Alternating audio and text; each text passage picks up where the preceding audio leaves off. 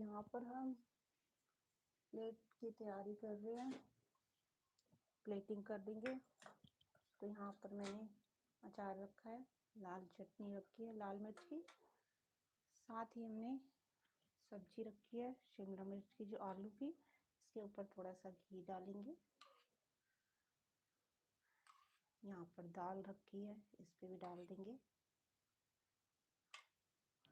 रायता रखा है, तो रायते के ऊपर थोड़ा सा हम हरा धनिया डाल देंगे। यहाँ कटे हुए प्याज हैं, तो ये बीच में रखेंगे हम।